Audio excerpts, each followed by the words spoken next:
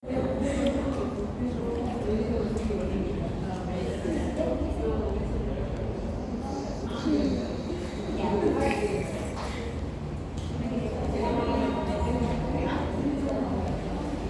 ver, chicos, prestamos atención como dijo en el video, ¿ya?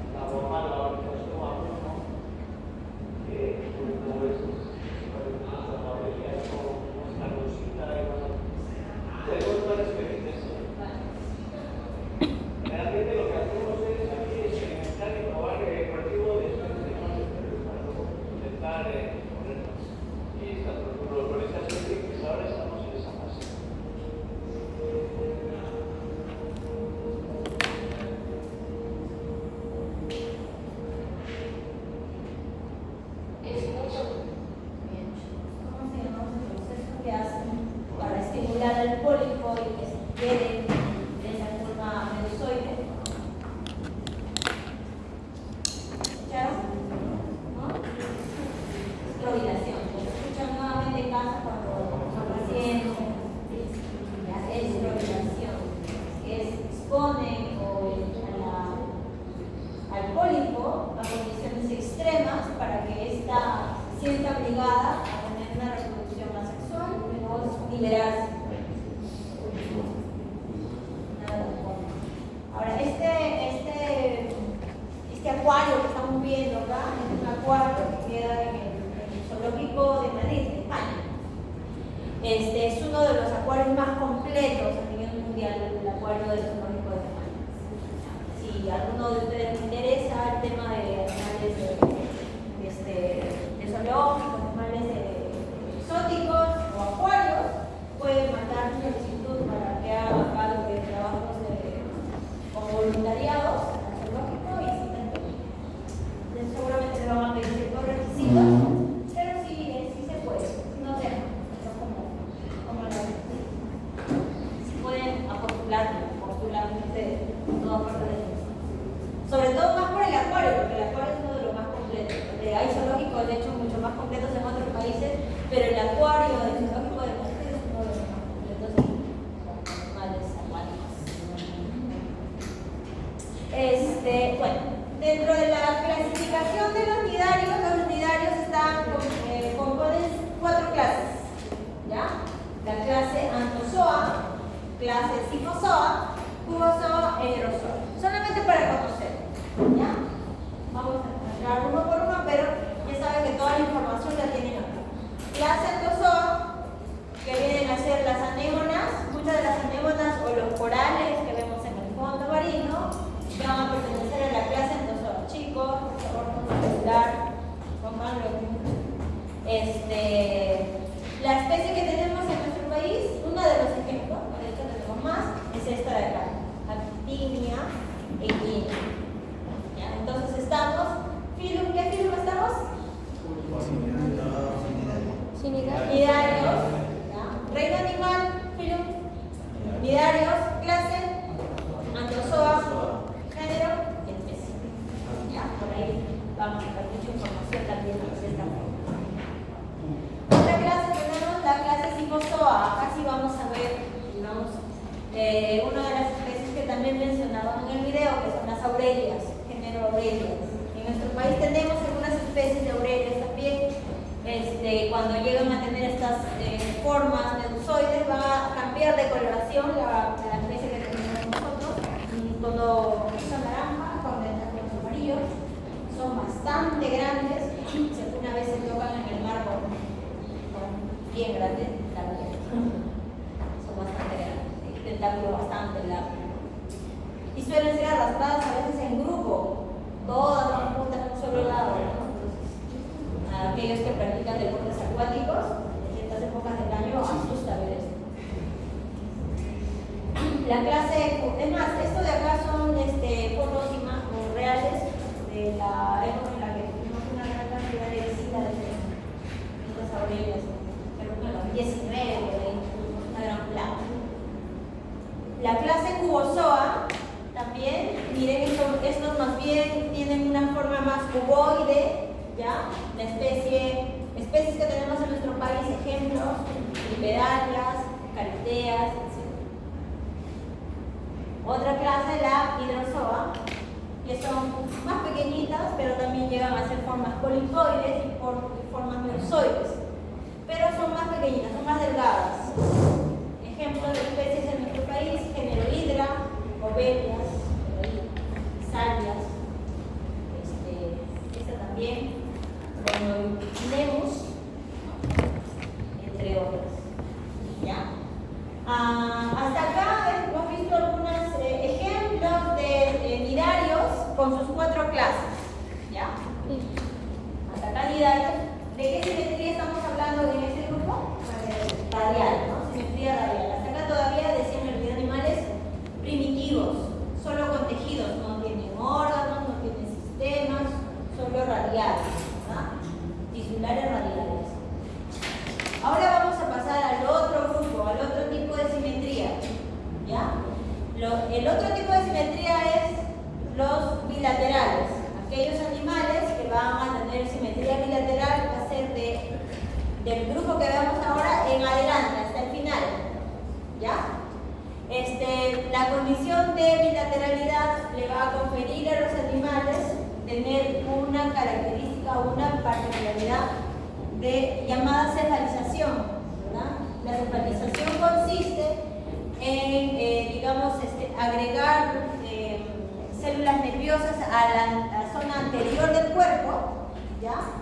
Y dar inicio a la formación del sistema nervioso central, ¿no? Va a ir de alguna forma esbozándose este primer órgano nervioso importante en el céfalo. Por eso se denomina cefalización. Todavía no hay un encéfalo como tal. El encéfalo en realidad lo encontramos ya en animales más avanzados. ¿A dónde agregan las células? La cefalización. Hacia la parte anterior. Hacia la parte interior del cuerpo. A la parte anterior. La cefalización viene a ser ese proceso en el cual vamos a ir viendo el esbozo del sistema nervioso central. Agregado de células nerviosas, iniciándose en la parte anterior de los cuerpos de todos los animales bilaterales. ¿Ya? Esto le va a conferir al animal que en esta parte anterior es donde voy a poder tener la mayor cantidad de receptores para su entorno, ¿verdad? Percibir el entorno, escapar del entorno, buscar alimentos, escapar del predador o ir tras su presa, si es un predador, o buscar a su pareja, ¿no? Para la reproducción, o buscar el lugar donde va a vivir, su hábitat, ¿no? Ubicar su hábitat. Entonces, todas esas, digamos, facultades es gracias al sistema nervioso central ubicado en la parte anterior de sus cuerpos, de estos animales bilaterales. Y además esto también le va a dar la capacidad de movimiento, ¿verdad? Porque hacia la parte de atrás no van a tener la capacidad de percibir el entorno, entonces necesita, digamos, algo para que estos puedan movilizarse y captar el entorno en general, ¿no? No son como los radiales, que sí, en los radiales sí ellos captan todo el entorno, ¿no? Porque están, digamos, tienen las mismas características en todo la circunferencia de su cuerpo, pero en ellos no, ¿no? Entonces ellos sí necesitan tener la capacidad de moverse, ¿ya? Algunos todavía se van a mover por contracciones musculares, movimientos muy simples, básicos, ¿no? Y algunos sí, ya más adelante vamos a ver que algunos van a ir obteniendo apéndices articulados para su movimiento. Los primeros bilaterales del reino animal van a ser el filum Platyhelminthus.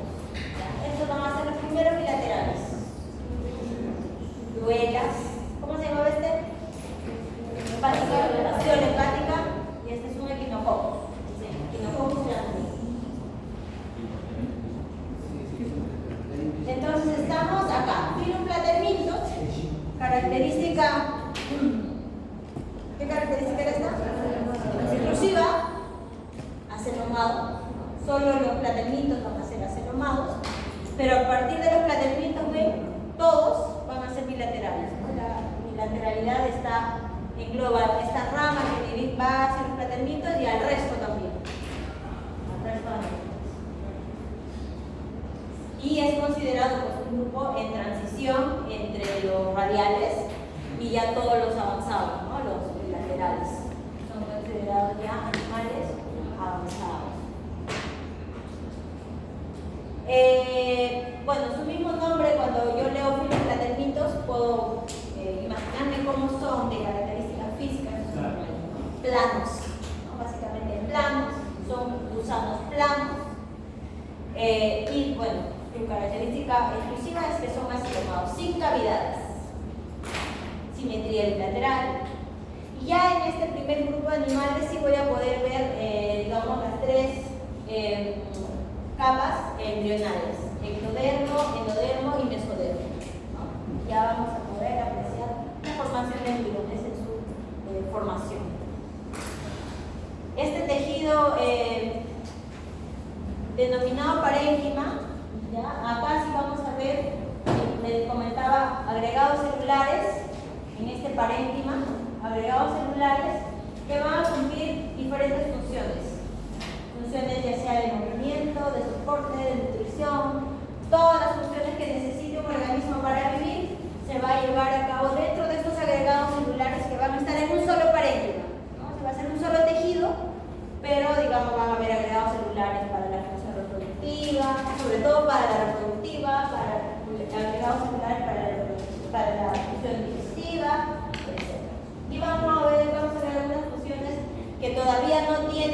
digamos, la capacidad de tener, lo cumplen de forma diferente. Son básicos todavía, ¿no?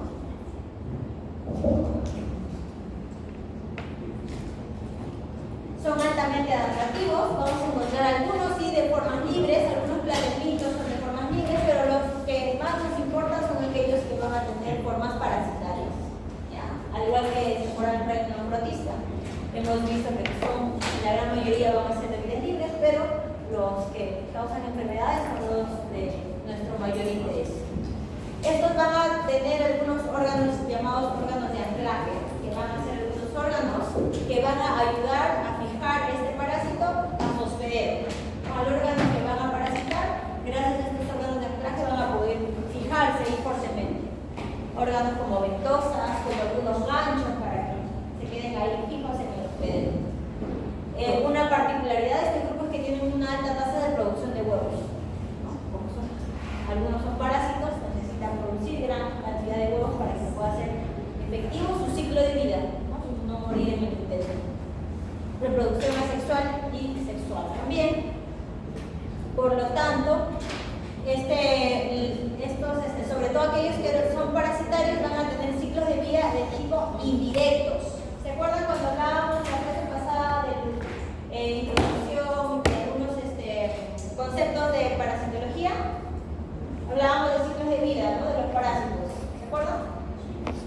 Ya. Los parásitos tienen dos tipos de ciclo de vida. Uno llamado directo, en los cuales se involucra un solo hospedero en su ciclo de vida. Y teníamos un ciclo de vida indirecto, ¿verdad? Y aquellos que tienen ciclo de vida indirecto necesitan dos hospederos. Un hospedero intermediario, ¿no? En el intermediario generalmente se va a llevar a cabo una reproducción asexual del parásito, las formas juveniles del parásito van a estar llevando a cabo en el hospedero intermediario de su ciclo indirecto.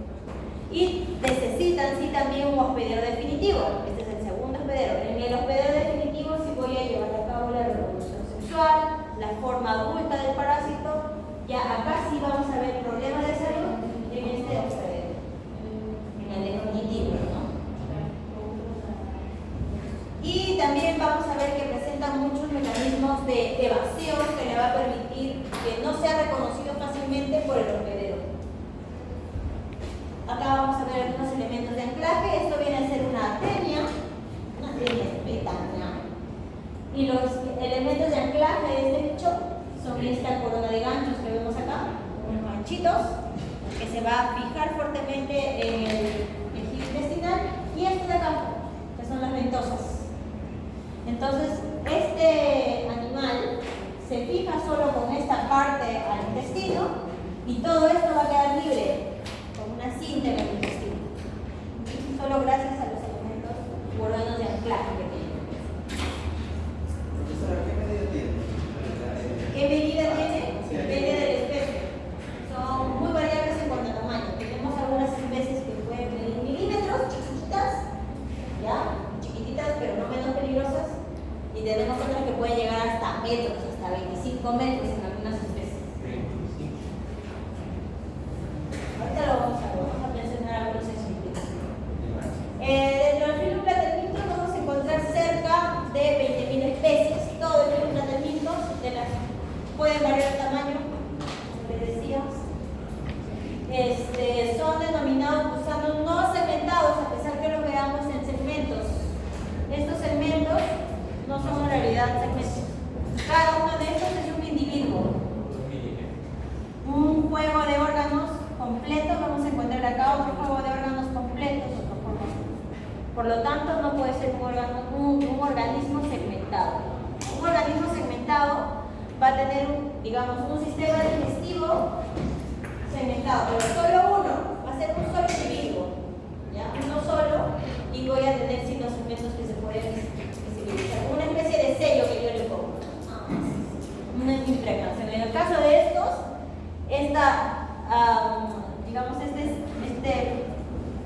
segmento, este tramito, es independiente a este es independiente a este, y así. Pero todos no son gusanos, Todos forman un cuerpo. pero tienen diferentes órganos.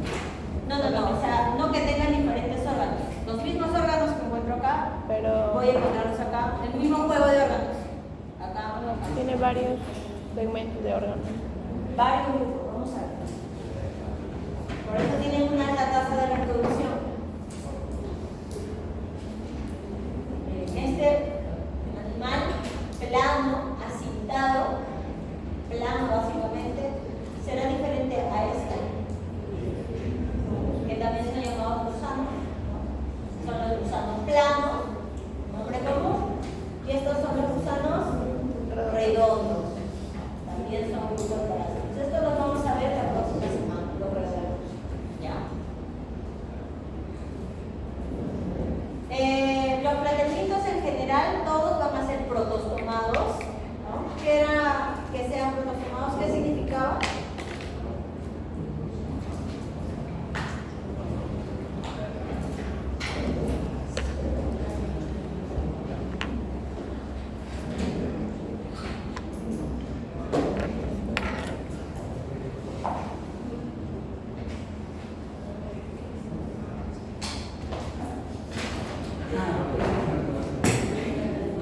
¿Qué significaba que un animal sea prototomado, chicos?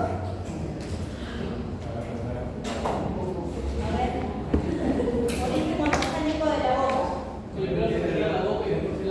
Primero se forma la boca, secundariamente el ano, ¿no? Entonces, este de acá es un organismo que cuando está en etapa embrionaria, primero va a formar la boca y luego va a formar el ano. Eso significa ser un prototomado. En cuanto a su tejido o tubo digestivo, ya vamos a ver que algunos van a ser incompletos, es decir, solamente vamos a ver, digamos, ingreso una boca, por ahí una faringe y haces intestinales. Punto. No va a haber salida. Por donde ingresa el alimento, lo que no se absorbió va a salir por el mismo lugar. ¿Ya? Y algunos incluso ni siquiera van a tener un sistema digestivo, como los cestos. Los cestos no tienen sistema digestivo. ¿Cómo van a obtener sus nutrientes? Solo por difusión simple. A través de su tegumento va a pasar ya los nutrientes digeridos. Por eso es que la mayoría de estos van a parasitar en el intestino delgado, ¿no? Los nutrientes en el intestino delgado ya están listos para ser absorbidos. Previamente han pasado por el estómago, han sido degradados hasta moléculas muy chiquititas para que cuando lleguen al intestino delgado sean absorbidos directamente por los enterocitos, ¿no? Por las células del intestino. Y estos, como ya saben eso, se van a ubicar ahí y ya van a absorber ya toda la comida digerida, lista para digerir, se lo van a absorber. No necesitan un sistema digestivo para llevar todo ese proceso, ya no lo necesitan. También van a contar, sí, con un aparato excretor todavía muy primitivo, conformado por células denominadas protonefridios o células flamígeras. ¿Ya? Sistema excretor, protonefridios. ¿Qué elimina un aparato o sistema excretor?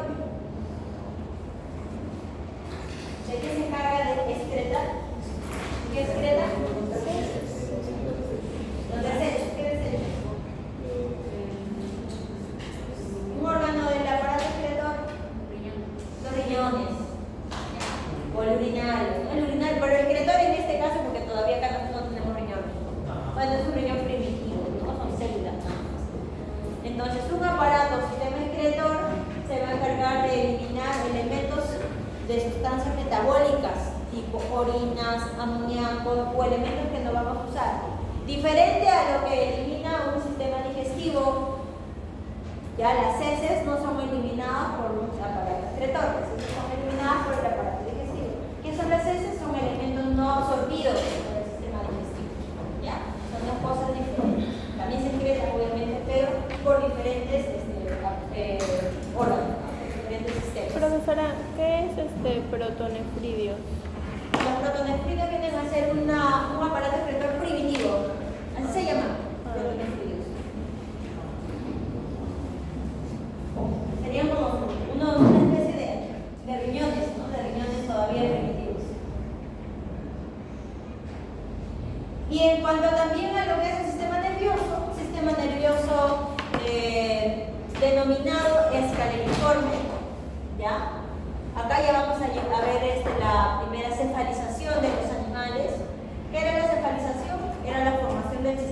nervioso, ¿no? Ubicando la parte más importante de este sistema nervioso en la parte anterior.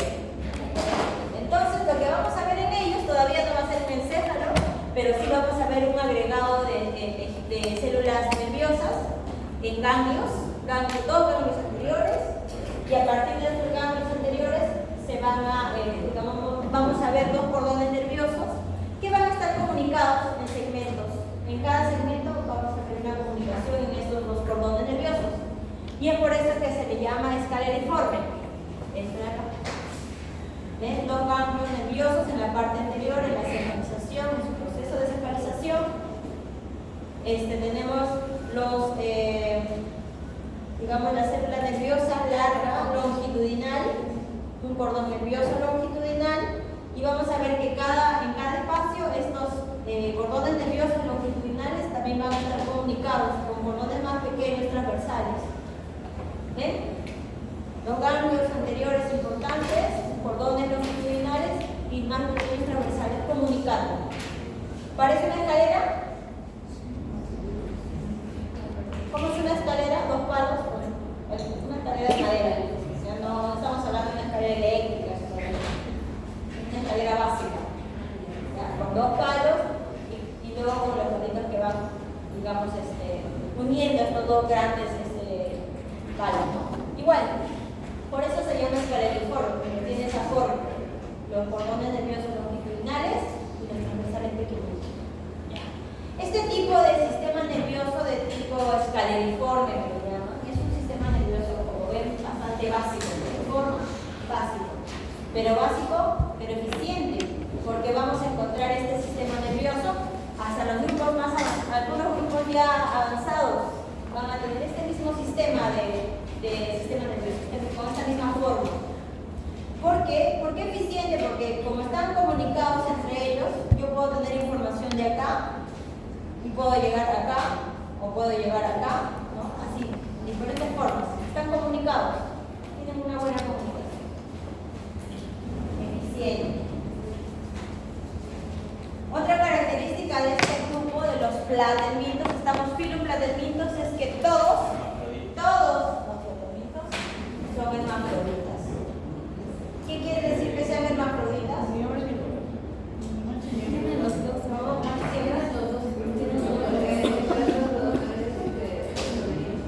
Tienen, ¿no?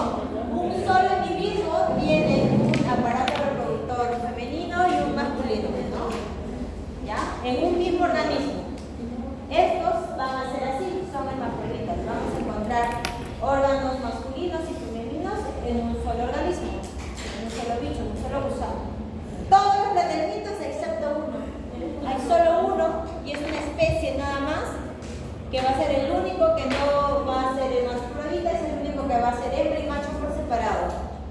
De todos los pladelmintos, ¿ya? Solamente vamos a encontrar al género Schistosoma, así se llama, el Schistosoma. El Schistosoma, con ese el inicio, ¿ya? El único género que va a dejar la excepción a la regla de ser hermafroditas. Vamos a tener una hembra y un macho por separado. Y en cuanto al sistema circulatorio y respiratorio, van a estar ausentes y estas funciones se van a llevar a cabo por difusión simple, sobre todo el respiratorio, ¿no? Que es la captación de oxígeno. Volumen de las personas. Difusión simple. No tienen estos sistemas. Entonces, los únicos sistemas que estamos viendo que presentan nervioso, excretor, digestivo en algunos, pero básicamente reproductor, ¿no? Reproductor simple. Vamos a ver. Que algunos bichos van a ser básicamente solo sistemas reproductores en su cuerpo. Solo necesitan reproducirse para vivir, no necesitan más de perfecto. En cuanto a la locomoción, decíamos que muchos de estos van a tener la capacidad de movilizarse por contracciones musculares, ¿no? Tienen músculos lisos que se van a contraer para poder desplazarse, sobre todo aquellos que son marinos, ¿no? Aquellos de vidas libres. Otras formas de movilizarse de ellos es que algunas especies van a tener unos cilios, ¿ya? Que se van a, digamos, mover para así apoyar el desplazamiento, o en algunos otros vamos a poder apreciar algunas glándulas mucosas y van a secretar estas sustancias apoyaría también al desplazamiento de estos animales.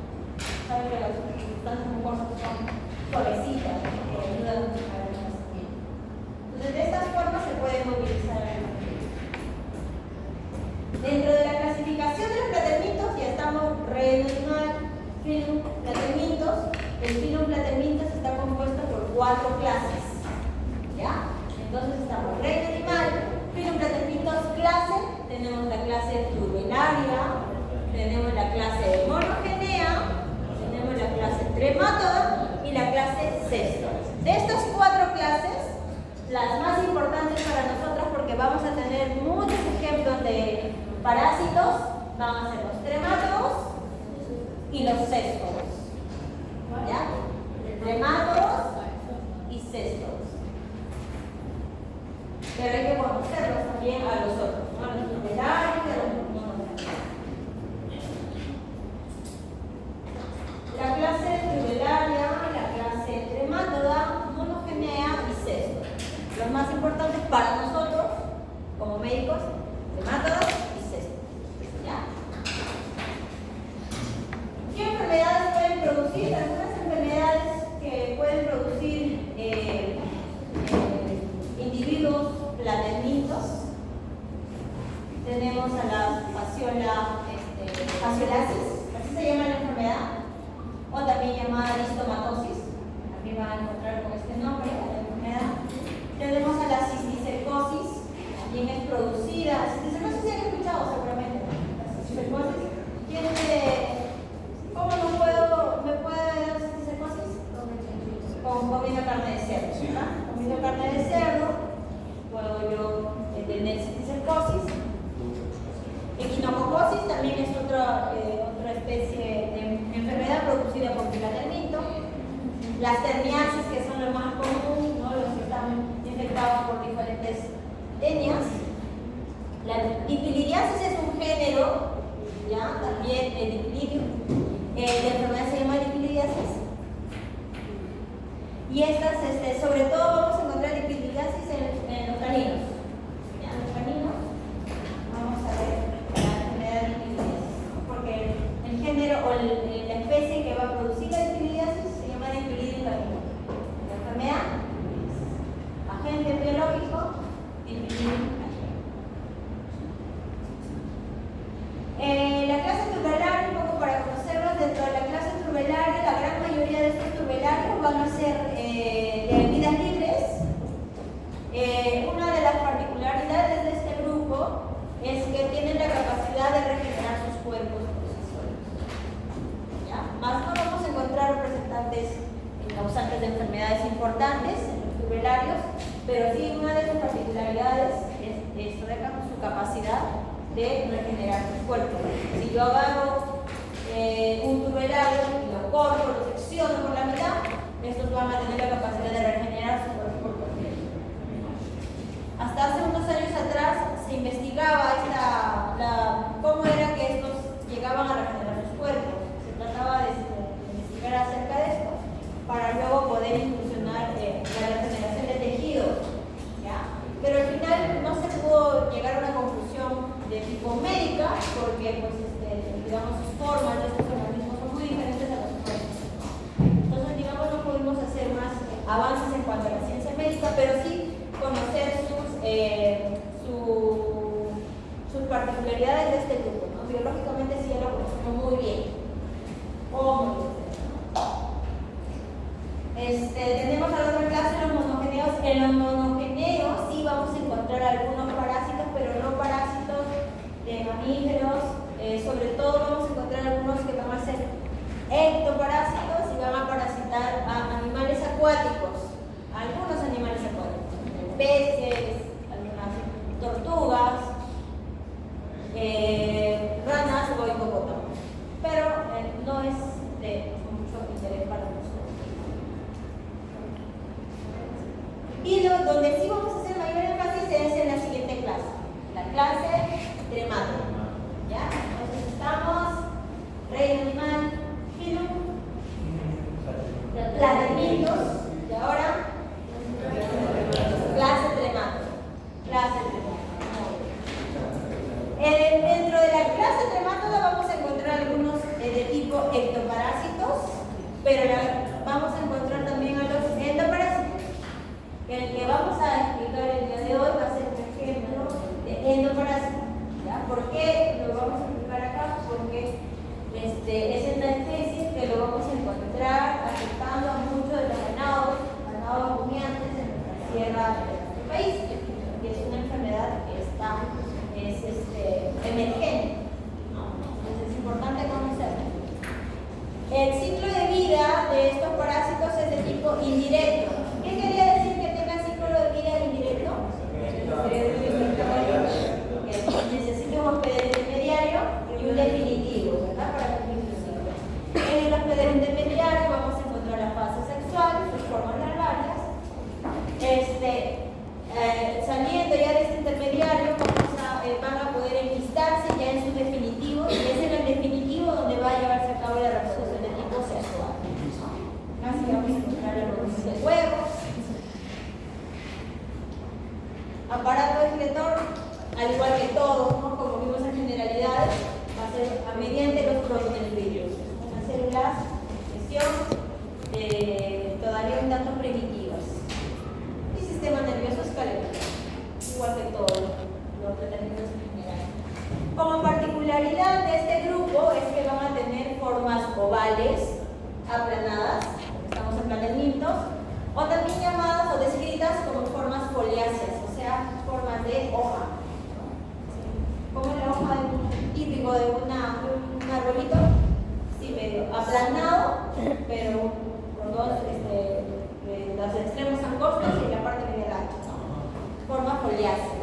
Esta es una fasciole hepática, es una especie de tremátodo.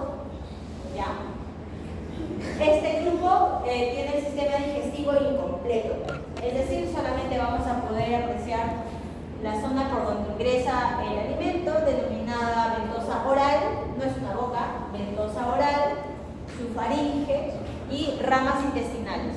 Nada más. No hay salida. ¿Ya? No hay salida, no hay un ano. Las formas adultas van a ser endoparásitos importantes en algunos vertebrados. Y las formas inmaduras, ¿no? En el hospedero intermediario en algunos invertebrados. Y el que decíamos que son a la excepción a la regla, decíamos que todos los planetitos son hermafroditas, ¿verdad? El único que no es hermafrodita es el schistosoma. Y este schistosoma pertenece a esta clase, a la clase tremátoda. ¿Ya? Especie, por ejemplo, es Schistosoma manzoni, el que tenemos en Latinoamérica. ¿Ya? Este es el único hermafrodita. Acá estamos viendo hembra y macho, juntitos. ¿Cuál es el macho? Que vemos acá es un macho. La hembra está acá adentro, es otro individuo. ¿Y por qué está adentro? Porque viven siempre juntos. Entonces, ¿cómo así? El macho, el schistosoma macho, tiene un canal acá, como ven, llamado el canal ginecóforo. Y es en este canal ginecóforo que va a acoger a la hembra. La hembra va a vivir siempre dentro del macho. Son dos separados. Yo los separo, uno es completamente separado del otro. ¿Pero siempre viven juntos? Siempre están juntos. Siempre, si nos encontramos en formas adultas, siempre van a permanecer juntos. Ah, pero cuando son chiquitos no son. Como también van a tener una fase inmadura, asexual, ¿no? Cuando está en su hospedero intermediario, acá es donde todavía no los vamos a encontrar juntos. Porque están en su forma sexual. Y recién cuando llegan al hospedero definitivo van a tener la forma adulta, que es esta forma, y que sí vamos a tener hembra es la pequeña, y macho, el grandote, por separado. ¿Ya? Acá miren, el macho es más grande que la hembra, ¿no? Y la hembra es más delgadita. Esto va a ser al revés con el siguiente grupo que veamos en la siguiente clase. En la siguiente clase vamos a ver nemátodos. En el caso de los nemátodos, las hembras son mucho más grandes que los machos, ¿no? Son más chiquitos.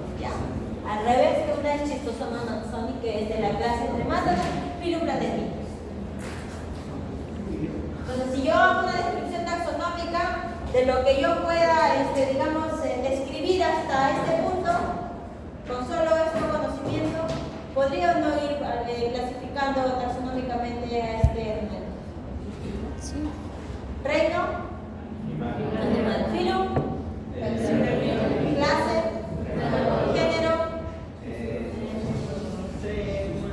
género, es chistosoma, especie, Manzoni.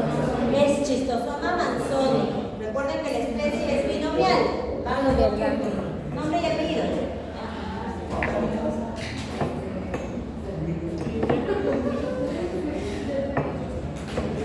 Esa es una fotografía electrónica del tegumento de una fasciola hepática. Entonces, acá lo que vamos a ver, el tegumento viene a ser como la piel, ¿no? La parte superficial de la fasciola. Miren, en este tegumento o piel vamos a encontrar estas puntitas, son llamadas espinas. Y todas están en un solo sentido, ¿ven? Todas van en un solo sentido. ¿Eso por qué? Porque una vez que se enquista en el hospedero, no va a tener la opción de retroceder. Se van a enquistar con mayor fuerza y no van a poder retroceder. Este tegumento viene a ser un tejido bastante resistente a los jugos digestivos del hospedero. Por lo tanto, el hospedero no lo va a poder degradar fácilmente.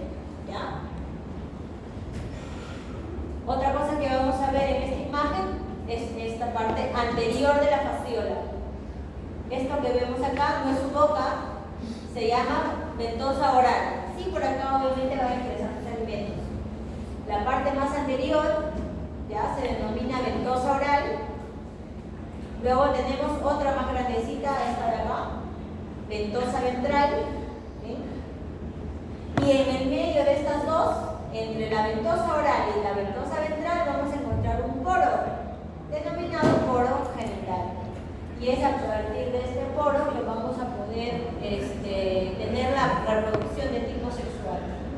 Por este poro van a poder intercambiar sus gametos. Chicas, estamos en clase, no estamos en clase de peluquería ni nada, ¿ya?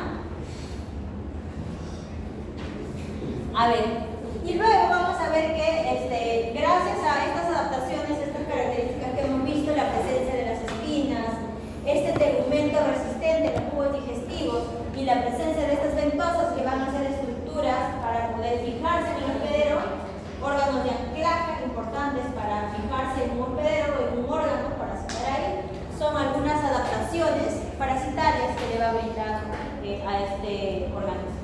¿Ya? Adaptaciones parasitarias entonces, ventosas, tegumento y espinas.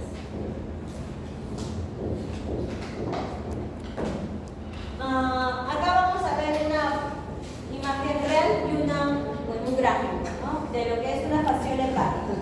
¿Ya? Esta es una fasciola hepática completa. Vamos a ver en la parte anterior. ¿Cómo se llama esto? Ventosa oral. Muy bien. ¿Esto de acá? ¿Cómo? Esto de acá. Ventosa ventral, esto viene a ser la ventosa ventral.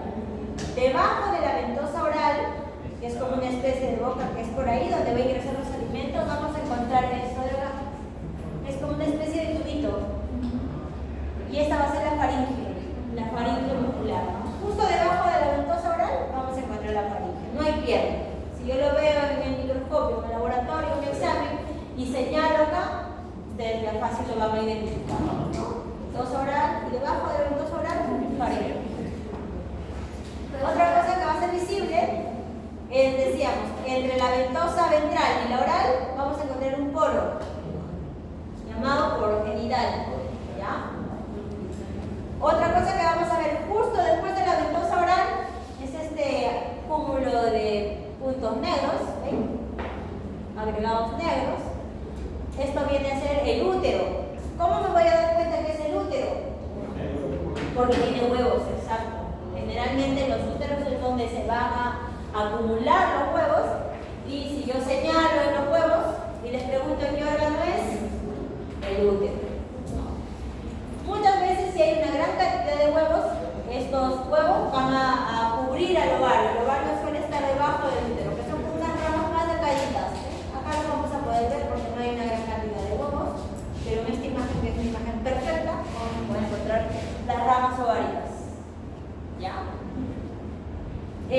Luego tenemos también ya más abajo ramas más gruesas en la parte medial del parásito, ramas intestinales.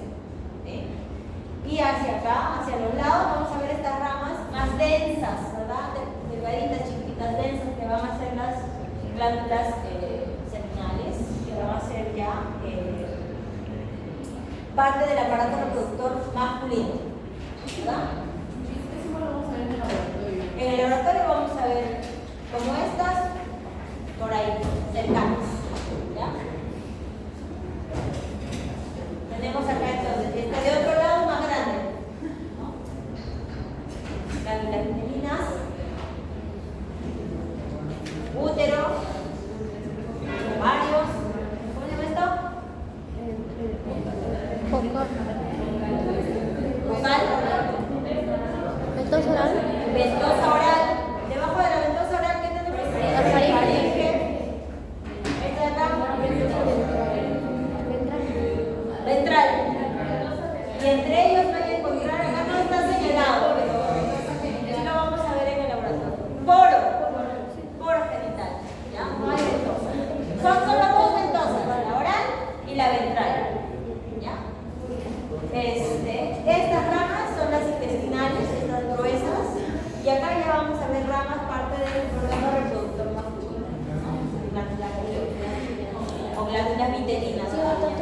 Glándulas viterinas.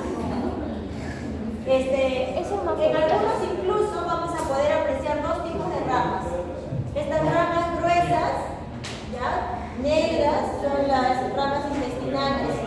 Y entre ellas vamos a poder ver también ramas delgaditas que van a ser como parte de los testículos. A veces no es tan fácil de diferenciar, ¿no? Como acá son gráficos para de forma explicativa les pueda señalar. A veces cuando yo lo veo ya de forma real, en uno real es un poquito complicado. Pero donde sí voy a poder diferenciar muy bien a una fascia hepática son los órganos que van a estar acá en la parte anterior. Eso sí es muy fácil de diferenciar en la anatomía. Por acá sí podemos a lo mejor un poco más rápidas. Esto lo vamos a ver a mayor detalle en el laboratorio, ¿no? Y lo vamos a entender mucho mejor cuando lo hagamos parte por parte. ¿Ya? Entonces estábamos hablando sobre la fasciola hepática, ¿no? ¿Cómo haría una descripción hasta este punto taxonómica de la fasciola hepática? Reino renal. Filum Laterninus. Clase Tremátoda. Género Fasciola.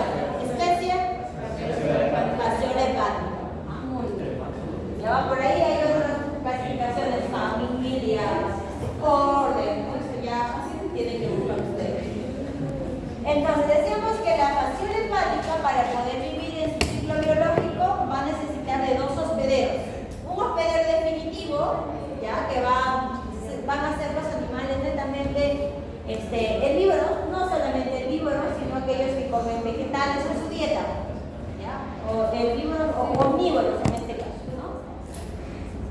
Entonces nosotros también podríamos participar como un hospedero definitivo. O sea, así nos podría causar daño. ¿Ya? Si alguna vez consumimos un huevo. El hospedero intermediario viene a ser un caracolito del género Linnea. ¿Ya? Caracolito del género Linnea que van a ser ubicados sobre todo en ambientes pantanosos y particularmente hacia las zonas de mayor altitud por el nivel del mar. Zonas de la sierra estamos hablando. Zonas de la sierra que veamos la presencia de este caracolito, es muy probable de que podamos encontrar a la fasciola hepática.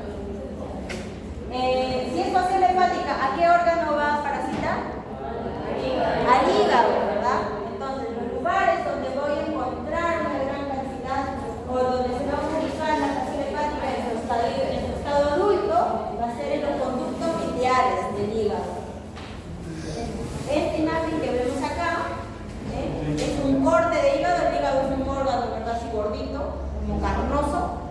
Si yo le hago un corte a un hígado infectado por fasciola hepática, voy a poder apreciar estos conductos biliares con la presencia de la fasciola. ¿Ven? Parecen unas lenguas. Este es un conducto biliar y esto de acá que sale son las fasciolas. Es eso, ¿no? ¿Entendió, chicos? Acá tenemos los dos hospederos. Ya. Tenemos entonces, en su ciclo de vida de la fasciola hepática, vamos a ver que tiene 7 fases. ¿Ya? Decíamos que la forma adulta se va a ubicar en el hospedero definitivo en el hígado, ¿verdad? En el hígado. Muy bien. Una vez que tiene la forma adulta tiene su reproducción sexual, se van a formar los huevos van a salir por estos conductos y van a llegar al intestino del animal y el animal va a eliminar estos huevos por las heces. Entonces elimina los huevos por las heces el animal, estos huevos se van a enquistar en los lugares pantanosos, ¿no? Van a llegar a los lugares donde están, por donde ellos pastorean, ¿verdad? Una vez que llegan al agua, una vez que estos huevos han sido excretados, van a cambiar a la siguiente fase llamada miracidio. Y ven que este miracidio que vemos acá tiene pelitos, ¿verdad? Tiene como unos cilios, ¿ya? Cuando tiene estos pelitos o como cilios, es donde van a ingresar al interior del hospedero intermediario, al caracol. Como miracidio entra al caracol. Una vez que esté en el caracol se va a llevar a cabo las otras fases. La fase de esporocisto, la fase de redia y luego la fase de cercaria. Una vez que esté en la fase de cercaria dentro del caracol, la cercaria es la que va a ser liberada por el caracol. ¿Ven? Esta fase cercaria tiene una colita, como una especie de flagelo. Esta especie de flagelo es lo que le va a ayudar a movilizarse, ¿no? En el agua, porque todo está dentro del caracolito, el caracolito vive en el agua, en zonas pantanosas. Se va a enquistar esta cercaria en un forraje, ¿no? En un pasto, en cualquier otro vegetal que encuentre por ahí cercano. Pierde la cola y se queda como una metacercaria, enquistado en la planta. Y es bajo esta forma que es ingerido por el hospedero definitivo. Y acá es ya donde va a comenzar a liberarse sus formas adultas, ¿verdad? Entonces, si yo consumo, digamos, alfalfa mal lavada, lo más probable es que los cuyes, los conejos, también pueden llegar a tener fasciola hepática, si es que les doy forrajes contaminados. Ahora, a veces pasa de que nosotros tomamos en la semolenteras, ¿verdad? Un poquito de verde, decimos, verde es alfalfa molida, que no sabemos si está lavado o no, de dónde viene, hay que tener cuidado. Sobre todo si vamos a la sierra, ¿ya? Mejor que no nos pongan ese muele molido.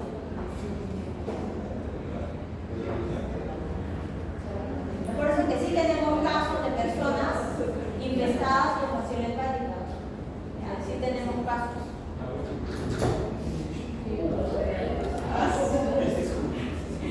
Corte de hígado con fasciola hepática. ¿Ven? Esto de acá. Esto es una foto tomada en un camal, ¿no?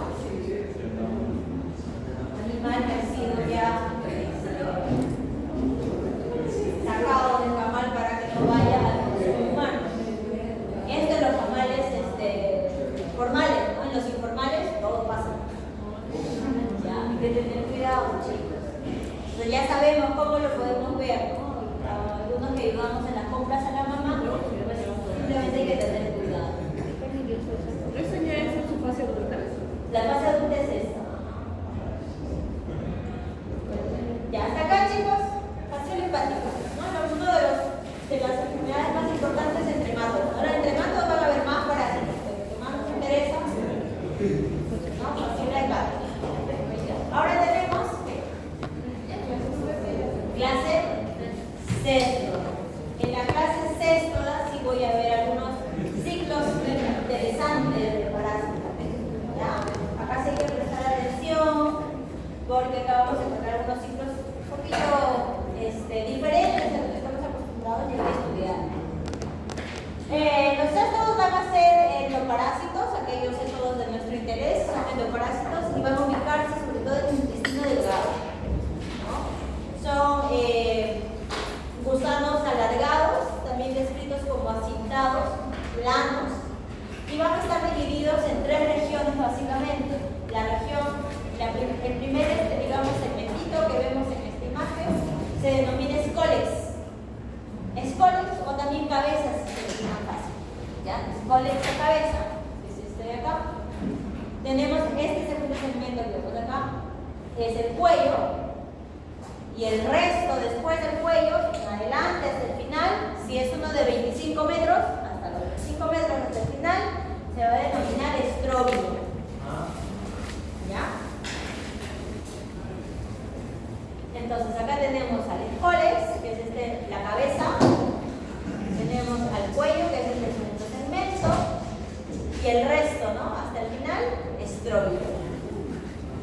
En la cabeza voy a encontrar algunos órganos de anclaje, como las ventosas, la corona de ganchos,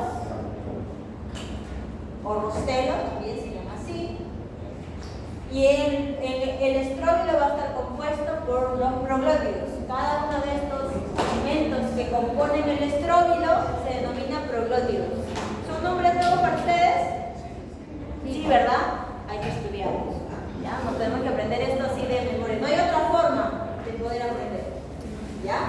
El cuerpo, estróbilo. El estróbilo está conformado por proglótidos. Ahora, los proglótidos, que son cada uno de estos segmentitos, vamos a tenerlos en tres formas.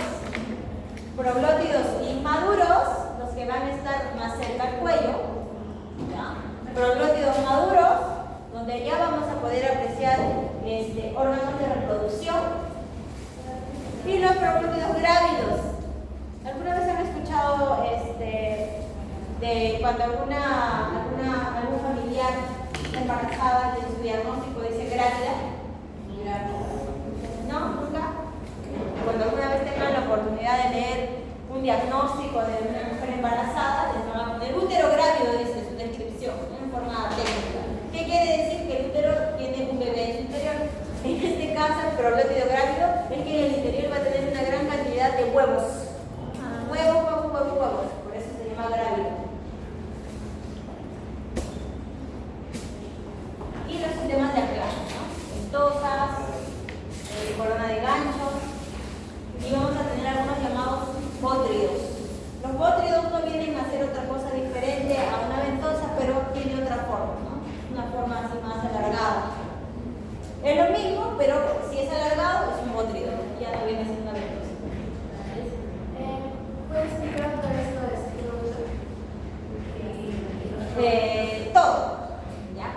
Un céstodo tiene tres partes en su cuerpo. El primer segmento de un céstodo se llama escolex o cabeza. ¿Qué hay en el escolex? En la cabeza, corona de ganchos y ventosas. ¿Ya? El segundo segmento después de la cabeza se llama cuello, que es un tejido indiferenciado todavía. Después del cuello en adelante, todo el resto del cuerpo del céstodo se denomina estróbilo. Todo junto. El estróbilo está compuesto por proglótidos, es decir, cada uno de estos segmentos que vemos acá se denomina proglótidos. ¿Ya? En esta foto, esta imagen es de un tipo de céstodo que es pequeñito, solo tiene tres proglótidos en su estróbilo. Vamos a ver que las téneas son mucho más grandes, ¿verdad? Tienen más segmentitos, ¿no? Entonces, por eso les decía que el estróbilo va a ser después del cuello hasta los 25 metros, aquellos que llegan a medir metros. ¿Ya? Los proglótidos vamos a tenerlos de tres tipos. Los que están más cerca al cuello son los inmaduros, ¿no? Las que van por la parte medial del cuerpo y donde sí voy a poder apreciar órganos de reproducción, testículos, ovarios, son los proglótidos maduros. Y a los proglótidos finales, el final del estróbilo, donde yo aprecie en el interior del proglótido huevos, son denominados proglótidos grávidos.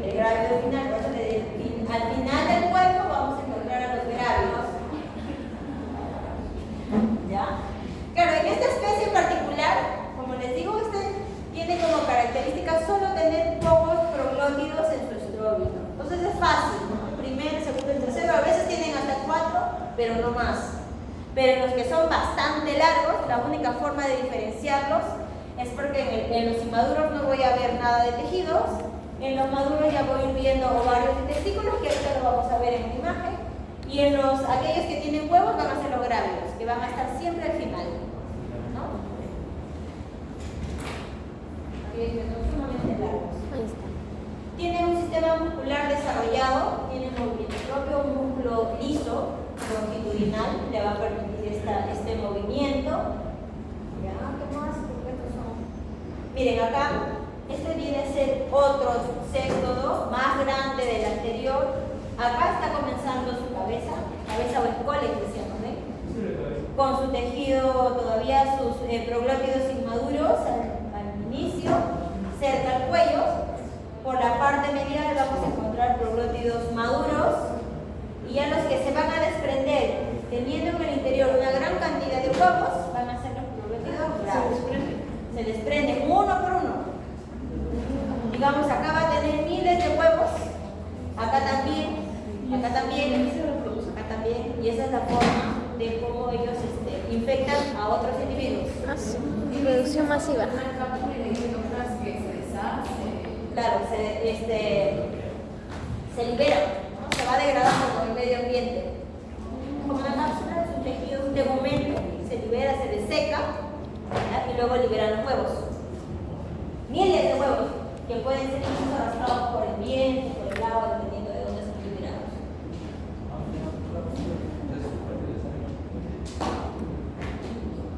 En la clase sexta tenemos alrededor de 3.500 especies, tamaños variables, desde este pequeñito, ¿no? El Echinococcus granulosus es uno de los pequeñitos, hasta las tenemos mucho más grandes, como las Olivolas actinatas, son de los céstodos más grandes. ¿Ya?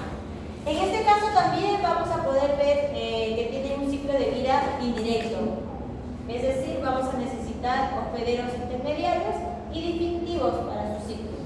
¿Ya? Ellos, a diferencia de los tremátodos, no van a tener sistema digestivo, ¿no? Ellos simplemente van a captar los alimentos por difusión simple a través del firmamento, ¿no? Prácticamente, estos animales son aparatos reproductores. Bueno, la mayoría de los casos, no es que solo es eso. Difusión Simple. Que pasan fácilmente a través de la membrana. Claro. Directo. Sin resistencia, sin nada.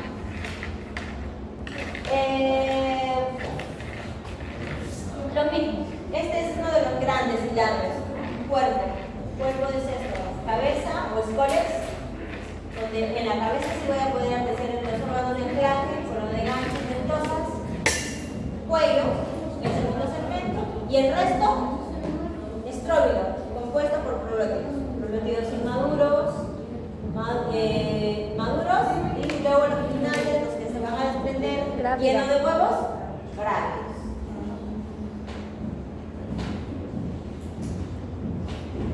Miren, este es un corte de un solo segmentito, digamos de este de acá, del maduro. ¿Qué es lo que estamos viendo acá? Es, digamos, este pedacito de acá.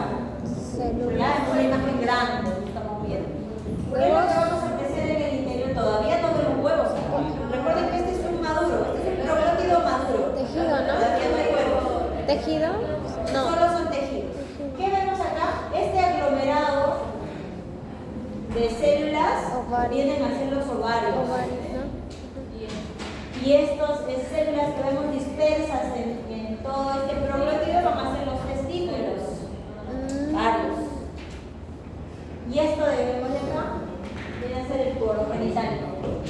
¿Por dónde ingresa? Por donde va a liberar los gametos. ¿Ya? La grávida. Liberación de gametos para su reproducción, ¿no? Reproducción sexual cuando es un adulto. ¿Ya? Ahora, lo mismo de esto va a ser la otra mitad, ¿no? Es decir, va a tener dos ovarios, dos poros genitales. Depende de la cantidad que tenga de maduros, va a tener poros genitales variados. ¿Cómo?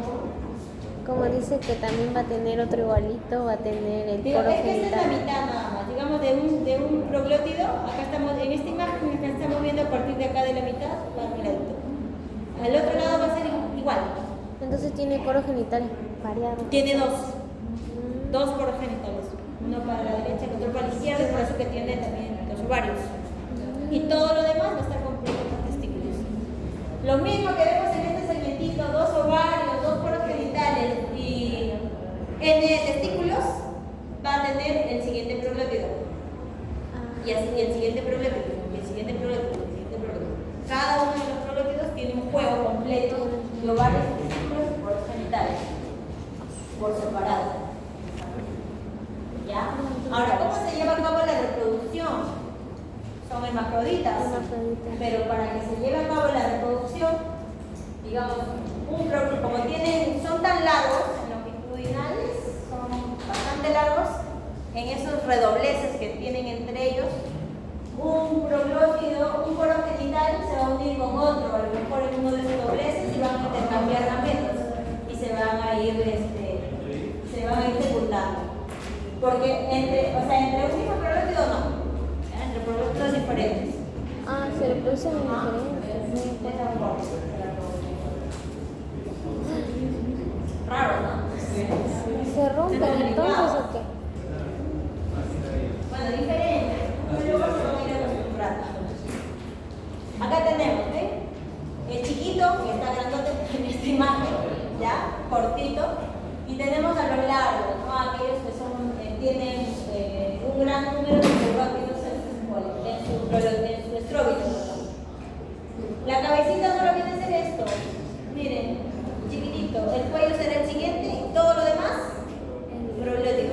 Inmaduros, maduros. Inmaduros. Acá vemos en un segmento los dos ovarios, los genitales y todo esto de testículos. Y acá sí lo que estamos viendo en el grávido, huevos. No hay espacio, ni siquiera podemos ver los órganos genitales. Solo huevos. Así.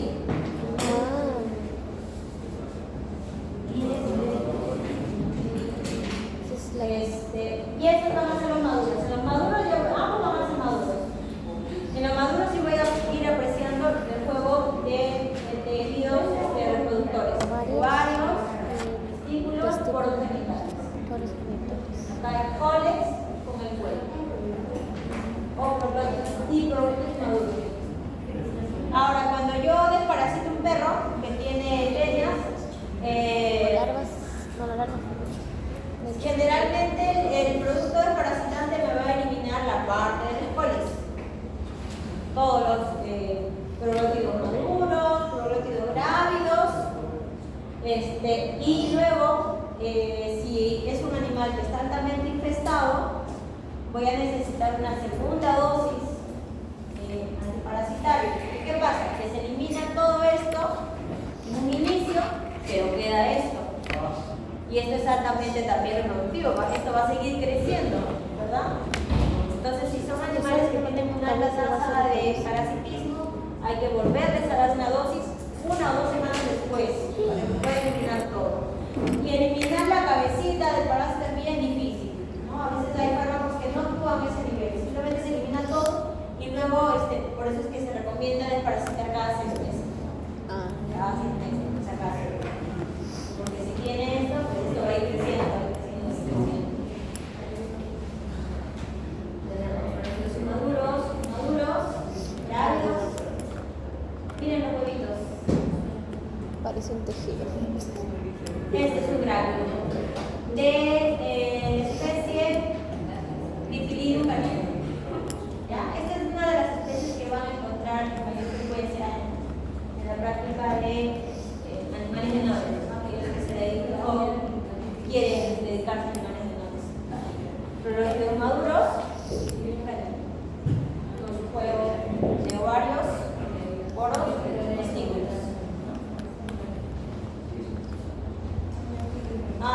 Este es un cuadrito de las principales diferencias entre escólex, proglótidos y huevos. Vamos a ver que en algunas especies, por ejemplo, los huevos van a ser muy parecidos. Y generalmente cuando yo hago un diagnóstico coproparasitológico, es decir, pido muestra de heces,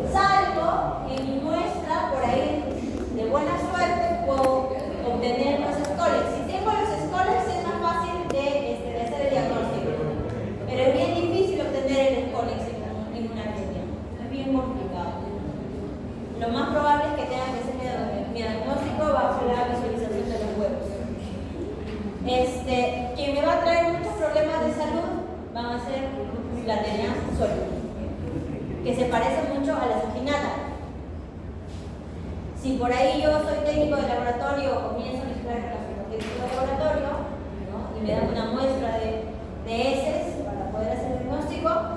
Si tengo una desaginata y por ahí me contagio, ya con la desaginata, bueno, voy a tener mi teño, me desparasito y ya. Pero si por ahí tengo una de solium, por ahí sí voy a tener problemas de cisticercosis, metastarcosis. ¿Ya? Con esto hay que tener cuidado con la de solium.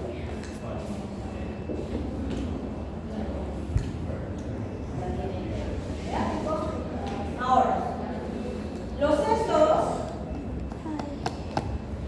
me falta un poquito el punto si estamos al borde del tiempo.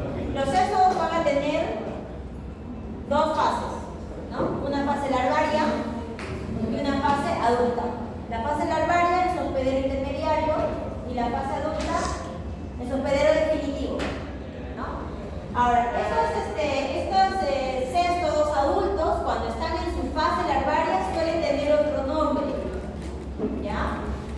Entonces, digamos, un estadio larvario denominado cisticercoide, que es su estadio larvario de una tenia, ¿ya? Va a tener en su hospedero intermediario un invertebrado, en este caso una pulga, y solamente un cisticercoide, que viene a ser este de acá, la pulga, va a dar origen a una tenia, ¿ya? Otro estadio larvario de cesto llamado cisticerco, ¿verdad? Este sí más conocido por nosotros, hospedero intermediario vertebrado, pero un solo cisticerco me va a originar a una tenia, así sea menos, pero uno solo. Otro, el coeduro, es otro estadio larvario de un cesto, hospedero intermediario vertebrado X, pero un solo coeduro, que vemos acá, que es este que está acá, me va a dar origen a cientos de tenias. ¿Ya? En el caso del quistida típico, que es otro tipo de estadio larvario de un cesto, me va a dar miles, uno solo. Este órgano que vemos acá, me parece que es un hígado o un pulmón, puede ser también. Cada uno de estas bolsitas que vemos acá son quistes hidatíricos. Cada una de estas bolsitas me va a dar a miles, no cientos, miles de parásitos adultos. ¿Ya? Ahora, ¿cuál es cuál? ¿Cuál corresponde a cuál? ¿No? Decíamos que estos son los estadios larvarios. Las formas adultas sí son los nombres que conocemos, ¿no? Entonces, digamos, el nombre de la tenia solium, este es en su nombre, es estadio adulto. Taenia solium, ¿ya? La taenia solium en su hospedero, en su fase larvaria, se va a llamar cisticerco. Se encuentran los cerdos. Entonces decíamos que el cisticerco me va a dar origen a una sola tenia. Con un cisticerco me va a dar origen a una tenia solium o a una tenia saginata también. Tienen como hospederos intermediarios la solium al cerdo y la saginata al bovino. Y hospederos definitivos